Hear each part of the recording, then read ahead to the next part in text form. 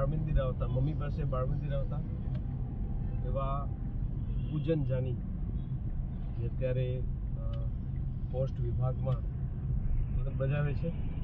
ખૂબ જ સારા સાહિત્યકાર છે, કવિ છે, લેખક છે.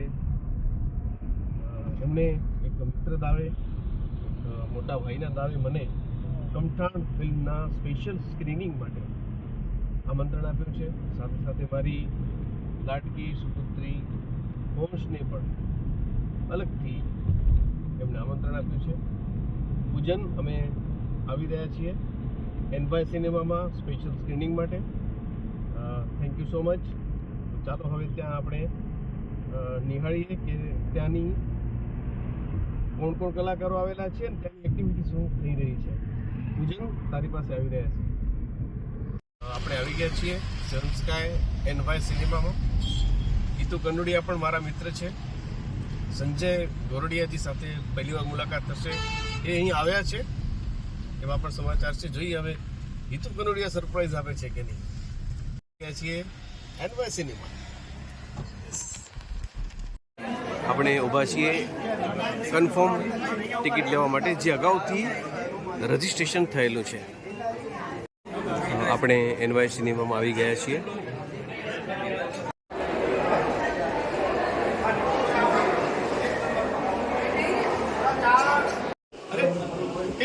ચોરાઈ ગયું છે,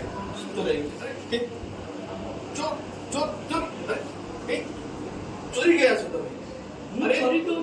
અરે તમે અમારું મન ચોરી ગયા છો, તમે અમારું દિલ ચોરી ગયા છો.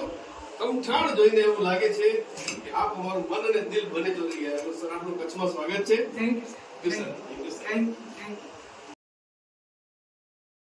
તો આપણે આવી ગયા છીએ એનવાય સિનેમાની આ સ્પેશિયલ સ્ક્રીનિંગમાં. ભુજના કલાના કદરદાનો અહીં ઉપસ્થિત છે, જોઈ શકીએ છીએ.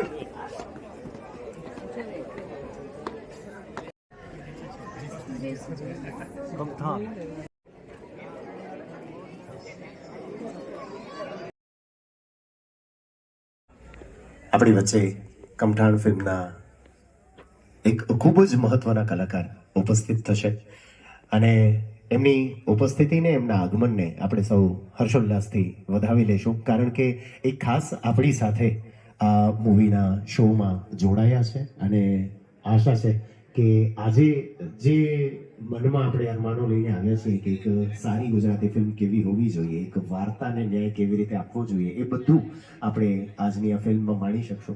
તો આપ જે મહેમાનો, ખાસ મહેમાનો જે ઉપસ્થિત થયા છો, એનું ફરી એકવાર હાર્દિક સ્વાગત છે. અને થોડી જ ક્ષણોમાં આપણી વચ્ચે મુખ્ય અતિથિ જ્યારે ઉપસ્થિત થાય તો એમની ઉપસ્થિતિને આપણે સૌ હર્ષોલ્લાસથી વધાવી દઈશું. ધન્યવાદ. કમઠાણ પિક્ચરનું સ્પેશિયલ સ્ક્રીનિંગ આજે કચ્છમાં એનવાય સિનેમામાં છે. ને થોડીક પાછળની વાત કરું કે પડદા પાછળ શું હતું, તો કે જે હેલારો પિક્ચર આવી ગુજરાતી ફિલ્મમાં એક બહુ મોટું નામ પ્રસ્થાપિત કરી કે નેશનલ એવોર્ડ એમને જીત્યો હતો. તો એ હરફન મોલ્લા પ્રોડક્શને એ વખતે કચ્છમાં કામ કર્યું હતું. એટલે એમની ઈચ્છા એવી હતી કે અમારે બીજી પિક્ચરનું પણ શૂટિંગ કચ્છમાં થાય, એનું સ્ક્રીનિંગ કચ્છમાં થાય. અને એના ભાગરૂપે આજે સ્પાર્ક પ્રોડક્શન અને ભુજ બ્લોગર આ આખું આયોજન કરી રહ્યા છે. અને એની અંદર ફિલ્મના સ્ટારકાસ્ટ સાથે આજે 350-400 લોકો આ એક અફલાતુન પિક્ચર જોવા જઈ રહ્યા છે અને લોકોને ખૂબ મજા આવશે એવી ગેરંટી સાથે. થેન્ક યુ પૂજન. કમઠાણ થઈ જશે નહીં તો. આ સ્પેશિયલ સ્ક્રીનિંગમાં પધારેલ સ્પેશિયલ મહેમાનોનું ફરી એકવાર હાર્દિક સ્વાગત. જે પણ મહેમાનો અત્યારે પધારી રહ્યા છે, એમને વિનંતી છે કે ઝડપથી આપનું સ્થાન ગ્રહણ કરશો, જેથી કરીને આપણી વચ્ચે આજના આપણા જે મુખ્ય અતિથિ છે અને આ ફિલ્મના સ્ટારકાસ્ટમાં છે, ખૂબ જ ઉમદા કલાકાર આપણી સાથે જોડાઈ રહ્યા છે. અને હરખની વાત એ છે કે અત્યારે આપણી વચ્ચે દર્શક બની એ તો બેસશે જ, એ માણસે જ, પણ આપણા પોતાના એવા લોકો છે, આપણા પોતાના કચ્છના માટીના એવા કલાકારો છે કે જે એમાં ખૂબ જ સારી રીતે એ મૂવીમાં જોડાયેલા છે. એમને પણ આપણે અહીં બોલાવશું, એમની સાથે પણ વાત કરશું. અને આપને એક નાનકડી વિનંતી છે કે અત્યાર સુધી હંમેશા આપણી એવી ફરિયાદ રહી છે કે સારી વાર્તાઓ નથી આવતી, સારી સ્ટોરીઝ નથી હોતી, સારું પિક્ચર ક્યાં હવે આવે છે. તો એ બધી ફરિયાદોને દૂર કરતી એક સરસ મજાની ફિલ્મ આપણી વચ્ચે આપણે થોડી જ ક્ષણોમાં એને જોવા જશું. એને માણસો એટલા માટે કેમ કે આપણી ભાષાની ફિલ્મ છે, આપણી માતૃભાષાની ફિલ્મ છે અને આપણા લોકો દ્વારા બનાવેલી, આપણા કલાકારો દ્વારા એમાં જેમ એમણે ભાગ લીધેલો છે, એમણે અભિનય પાથર્યા છે, એ સૌ બધી વાતને છેલ્લે જ્યારે ફિલ્મ પૂરી થશે ત્યારે આપને એક નાનકડી વિનંતી હશે કે આપ સૌ આપના જે અનુભવો છે એને શબ્દોમાં વર્ણવજો. એના પાછળનું કારણ એટલું કે શબ્દોની તાકાત શું હોય છે આપણે સૌ જાણીએ છીએ. અહીંયા એટલા બધા સુજ્ઞ દર્શકો બેઠા છે, આપણે સૌ કોઈ શબ્દોની તાકાત જાણીએ છીએ. તો એ તાકાત આવા પ્રયોગોને, આવા પ્રયાસોને આગળ વધારવા માટે ઈંધણ પૂરું પાડશે. તો આપ સૌને વિનંતી છે કે થોડી જ ક્ષણોમાં, હવે તો કાઉન્ટડાઉન કહી શકાય, એટલી જ ક્ષણોમાં ફિલ્મ શરૂ થશે. એની થોડી ક્ષણો પહેલા આપણી સાથે એ અદ્ભુત કલાકાર જોડાશે કે જેમને આપણે ઘણી વખત પડદા ઉપર જોયા છે અને રંગમંચ પર તખતો ગજવતા જોયા છે. એ ઉમદા કલાકાર આપણી વચ્ચે ઉપસ્થિત થશે અને એમના આગમનને આપણે ખૂબ જ સારી રીતે ઉજવશું.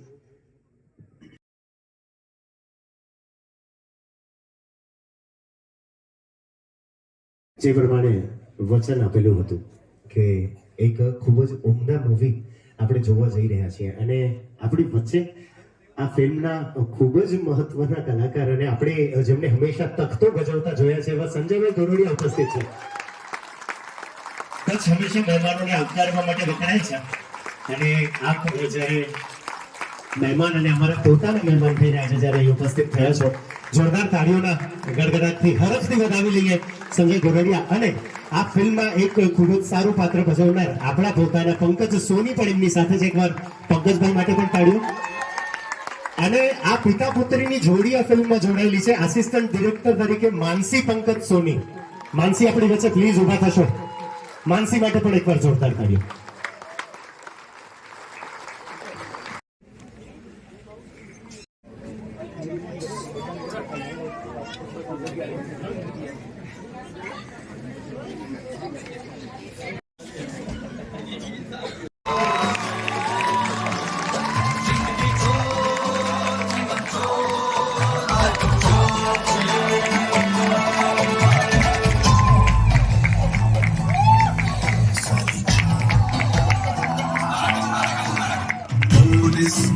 ખેતરથી ચોરો ઇજ્જતના વેપાર પકડો નહીં તો નહીં બચવાનું ના.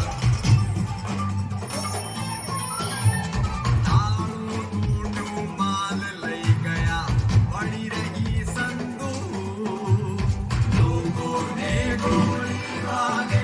આટલો સમય આપે જે આપ્યો છે, થોડી ક્ષણો આપણે હજી સાથે વિતાવી શકીએ અને એક ક્ષણો વધુ યાદગાર હશે.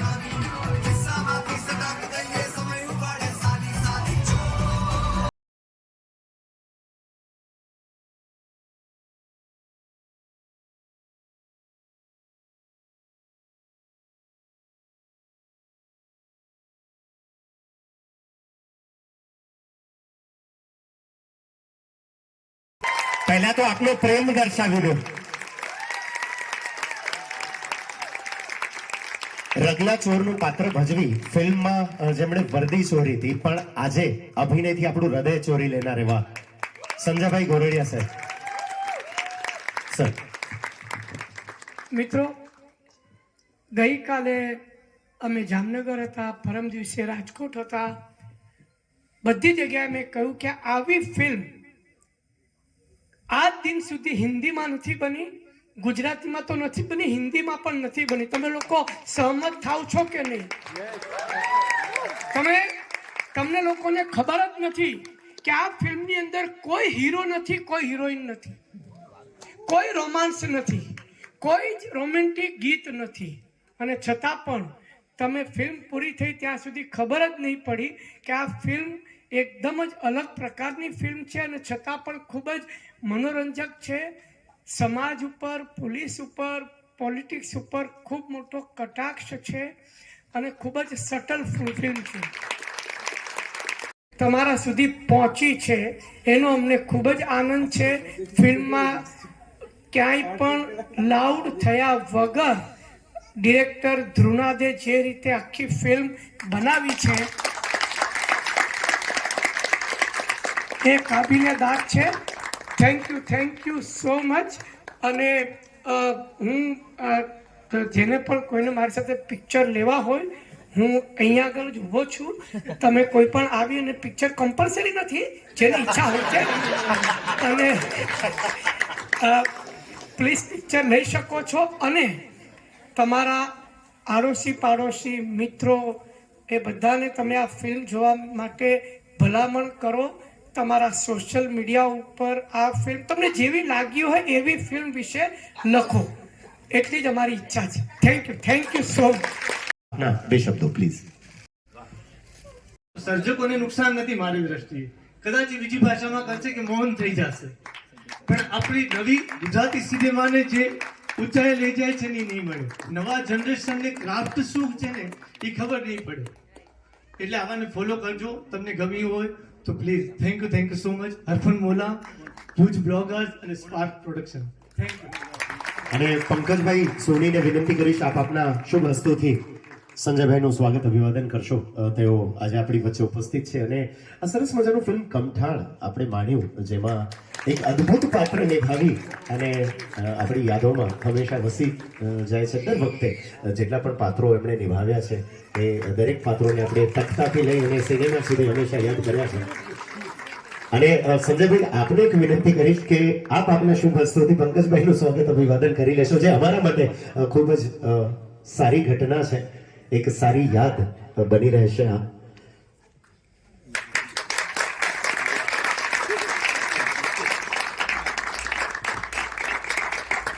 ભુજ બ્લોગર્સ અને સ્પાર્ક પ્રોડક્શનના તમામ મિત્રોને વિનંતી કરીશ, આપ પ્લીઝ અહીં અમારી સાથે જોડાશો.